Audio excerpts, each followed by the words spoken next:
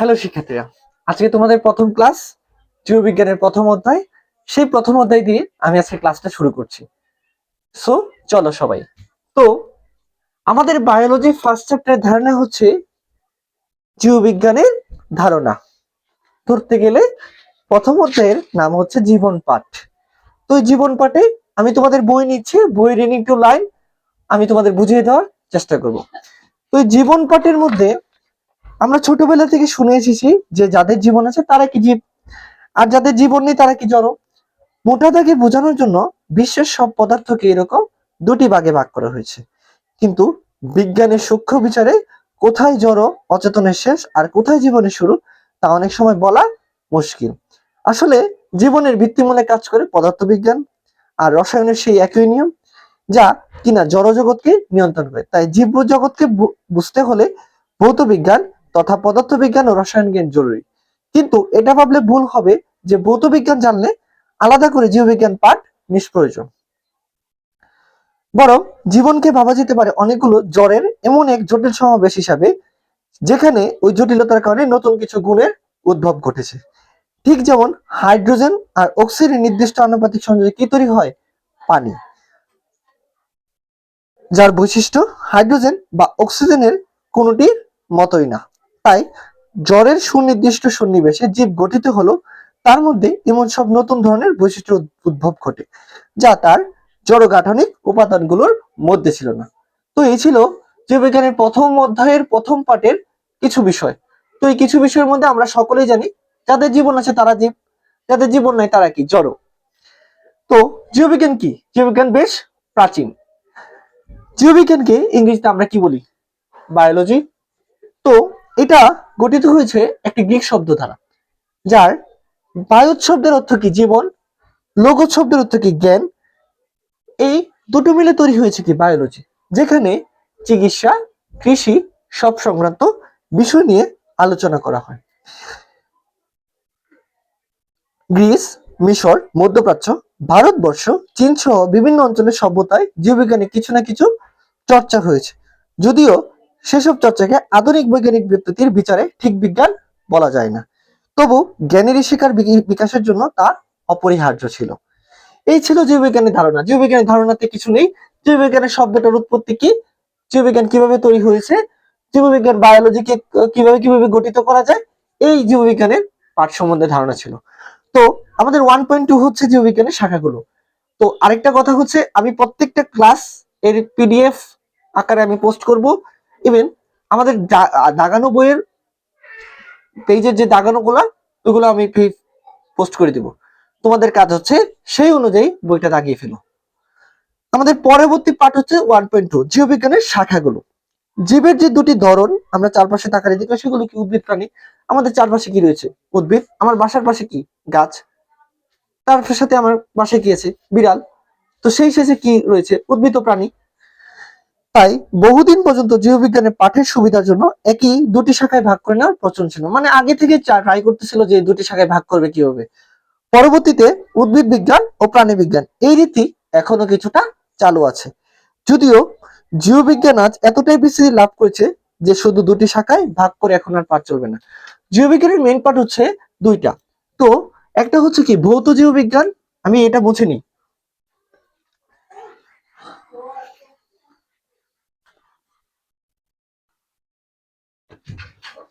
তো একটা পার্ট কি? একটা পার্ট হচ্ছে আমাদের ভৌত জীববিজ্ঞান, আরেকটা পার্ট হচ্ছে কি? ফলিত জীববিজ্ঞান, তাই না? এই ফলিত জীববিজ্ঞানের, এই ভৌত জীববিজ্ঞান আর ফলিত জীববিজ্ঞানকে বলা হয় কি? জীববিজ্ঞানের দুটি শাখা। যদিও জীববিজ্ঞান আছে এতটাই যে দুটি শাখায় ভাগ করে এখন আর পাঠ চলবে না। এমন অনেক জীব আছে যা উদ্ভিদ বা প্রাণী কোনোটাই নয়। থাকতেই পারে ব্যাকটেরিয়া, ছত্রাক, এমিবা, ইস্ট। আবার কখনো কখনো প্রাণী, উদ্ভিদ, ব্যাকটেরিয়া, ছত্রাক, ভাইরাস প্রভৃতির কোনো সাধারণ বৈশিষ্ট্যকে একসাথে বিশ্লেষণ করার দরকার হয়। তখন আর জীবের ধরনভিত্তিক শাখা লাগজই হয় না। তাই প্রয়োজনের তাগিদে জীববিজ্ঞান এখন বহু সংখ্যক শাখায় বিভক্ত হয়েছে। জ্ঞানের প্রায় প্রতিটি বিষয়ের অন্তর্ভুক্ত শাখাগুলোকে ভৌত বা মৌলিক, ফলিত এই দুই ভাগে ভাগ করা হয়ে থাকে। জীববিজ্ঞান তার ব্যতিক্রম নয়।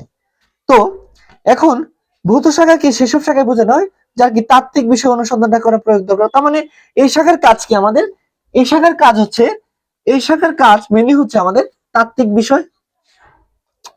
আর ফলিত শাখার বিষয়টা কি, এটার হলো প্রয়োগটাই বড়, তাই না? তো ভৌত জীববিজ্ঞান বলতে কি বোঝায়? ভৌত জীববিজ্ঞান হচ্ছে তাত্ত্বিক বিষয় আলোচনা করা হয়। ভৌত জীববিজ্ঞান কয়টি? 11টি। কি কি? চলো পড়ি আমরা। অঙ্গসংস্থান, শ্রেণীবিন্যাস বিদ্যা বা টেক্সোনমি, শারীরবিদ্যা, হিস্টোলজি, ভ্রূণবিদ্যা, কোষবিদ্যা, বংশগতিবিদ্যা বা জেনেটিক্স, বিবর্তনবিদ্যা, বাস্তুবিদ্যা, এন্ডোক্রাইনোলজি, জীবভূগোল। তো অঙ্গসংস্থান হচ্ছে জীবের সার্বিক অঙ্গসংস্থানের দৈহিক গঠন বর্ণনা এই শাখার আলোচ্য বিষয়। মানে জীব কিভাবে তৈরি হচ্ছে, জীবের যে বাহ্যিক গঠন রয়েছে, দৈহিক গঠন, সেগুলো নিয়ে কি এই শাখার আলোচ্য বিষয়। তো বাহ্যিক গঠনের মধ্যে রয়েছে কি বহিঃ অঙ্গসংস্থান, আর ভিতরে গঠনের মধ্যে রয়েছে কি অন্ত অঙ্গসংস্থান। শ্রেণীবিন্যাস বিদ্যা কি জীবের শ্রেণীবিন্যাস, তার রীতিনীতিগুলো এই শাখার আলোচ্য বিষয়। শারীরবিদ্যা কি জীবদেহের নানা অঙ্গ প্রত্যঙ্গের জৈব রাসায়নিক, যেমন শ্বসন, পেচন, সালোক সংশ্লেষণ ইত্যাদি এই শাখার আলোচ্য বিষয়। এছাড়া জীবের যাবতীয় শারীরবৃত্তীয় কাজের বিবরণ হয়। হিস্টোলজিতে কি করা হয়? টিস্যু সংক্রান্ত নিয়ে আলোচনা করা হয়। ভ্রূণবিদ্যাতে কি হয়? জনন কোষে কিভাবে উৎপত্তি হচ্ছে, নিষিক্ত জায়গা থেকে ভ্রূণের সৃষ্টি, গঠন, এগুলো নিয়ে আলোচনা করা। কোষবিদ্যা কি জীবদের কোষের গঠন, কার্যাবলী ও বিভাজন সম্পর্কে যাবতীয় আলোচনা। জেনেটিক্স কি জিন ও জীবের গতি দ্বারা এই সম্পর্কে শাখা আলোচনা করা হয়। বিবর্তন বিদ্যা কি পৃথিবীতে প্রাণের বিকাশ, জীবের বিবর্তন, ক্রমবিকাশের তত্ত্ব সমূহের আলোচনা এই শাখার বিষয়। বাস্তববিদ্যা কি এই শাখার প্রাকৃতিক ও জীবের যে আন্তঃ সম্পর্ক রয়েছে, মানে ভিতর যে সম্পর্ক আছে, এই শাখার আলোচনার বিষয়। এন্ডোক্রাইনোলজি হচ্ছে জীবদের হরমোন নিয়ে আলোচনা। জীবভূগোল হচ্ছে এই শাখায় পৃথিবীর বিভিন্ন ভৌগোলিক সীমারেখা জীবের বিস্তৃতি। এটাই হচ্ছে ভৌত জীববিজ্ঞান। তো আমাদের এই নামগুলা যেমন মুখস্থ দরকার, তেমনি এটা কি কাজ সেটাও আমাদের দরকার। কারণ পরীক্ষায় আমাদের যেমন 11টার নাম আসতে পারে, তেমনি ভাবে 11টার কি কাজ হচ্ছে, কি কি বিষয় আছে সেটাও আলোচিত হতে পারে। বুঝতে পারছি আমরা সবাই? ফলিত জীববিজ্ঞান, এই ফলিত জীববিজ্ঞান হচ্ছে আমাদের প্রায়োগিক বিষয়। ধরো জীবের ভৌগোলিক বিস্তারের সাথে ভূমণ্ডল শ্রেণীবিন্যাস সম্পর্কিত বিদ্যা রয়েছে। এই শাখা ফলিত জীববিজ্ঞান, এই শাখার হচ্ছে জীবনের সংশ্লিষ্ট প্রায়োগিক বিষয়গুলো। কয়েকটি উল্লেখযোগ্য শাখার কথা নিচে উল্লেখ করা হলো। প্রাগৈতিহাসিক জীবের বিবরণ, মানে কিভাবে জীবাশ্ম সম্পর্কিত ছিল, জীব কিভাবে আসছে, তৈরি হচ্ছে, এগুলো সম্পর্কিত। পরিসংখ্যান বিদ্যা কি জীবের পরিসংখ্যান বিষয়, জীব যে কতগুলো কি কি আছে না আছে সব নিয়ে একটা পরিসংখ্যান করা হচ্ছে। পরজীবিবিদ্যা, পরজীবী জীবের জীবন প্রণালী, কি কি রোগ হচ্ছে, এই শাখার বিষয়। মৎস্য বিজ্ঞান, মাছ উৎপাদন, মৎস্য মানে কি আমরা মাছ। কীটতত্ত্ব মানে কি কীটপতঙ্গের জীবন, উপকারিতা অপকারিতা, ক্ষয়ক্ষতি দমন। অণুজীব বিজ্ঞান, ভাইরাস, ব্যাকটেরিয়া, অণুবীক্ষণিক ছত্রাক, অন্যান্য অণুবীক্ষণ জীব, অণুজীব বিজ্ঞানের আলোচনা বিষয়। খুবই সহজ পড়া। কৃষি বিজ্ঞান, কৃষি সম্পর্কিত বিজ্ঞান। চিকিৎসা বিজ্ঞান, মানব দেহ, রোগ চিকিৎসা ইত্যাদি সম্পর্কিত বিজ্ঞান। জিন প্রযুক্তির ব্যবহার সম্পর্কিত বিজ্ঞান। প্রাণ রসায়ন হচ্ছে জীবের প্রাণ রাসায়নিক রোগ সম্পর্কিত বিজ্ঞান। সামুদ্রিক জীববিজ্ঞান হচ্ছে সামুদ্রিক জীব কি কি আছে না আছে সে সম্পর্কিত বিজ্ঞান। বনবিজ্ঞান হচ্ছে বন সম্পদ সংরক্ষিত সম্পর্কিত বিজ্ঞান। জীব প্রযুক্তি হলো মানব ও পরিবেশের জীব ব্যবহারের প্রযুক্তি সম্পর্কিত বিজ্ঞান। ফার্মেসি, ওষুধ শিল্প, ফার্মেসি মানে কি ওষুধ শিল্প। প্রযুক্তি বিষয়ক বিজ্ঞান, বন প্রাণীবিদ্যা, তার মানে কি বন্য প্রাণী যারা। বায়ো ইনফরমেটিক্স হলো কম্পিউটার প্রযুক্তি নির্ভর বিজ্ঞান। তো ফলিত জীববিজ্ঞান শাখা হচ্ছে 17টি, ভৌত জীববিজ্ঞানের শাখা হচ্ছে 11টি। এই হচ্ছে তোমাদের আলোচ্য বিষয় 1.2 পর্যন্ত। এই ছিল তোমাদের আলোচনা। আমাদের পরবর্তীতে পার্ট 2 তে পাবা তোমরা শাখা প্রশাখ, রাজ্য, পর্ব, শ্রেণী, বর্গ, ওই সম্পর্কিত বিস্তারিত একটা আলোচনা পাবা। তো আন্তরিকভাবে আমি দুঃখিত যে আমাদের ক্লাস শুরু করতে কিছুটা লেট হয়ে গেছে, কারণ আমাদের ভিডিওগুলা এডিট করে করে করে করে করে দিতে হচ্ছে। আর সবচেয়ে বড় দুর্ভাগ্য যে যেই পেনড্রাইভে আমাদের ভিডিওগুলো করা ছিল, সেই পেনড্রাইভটা আমার বাসা থেকে চুরি হয়ে গেছে।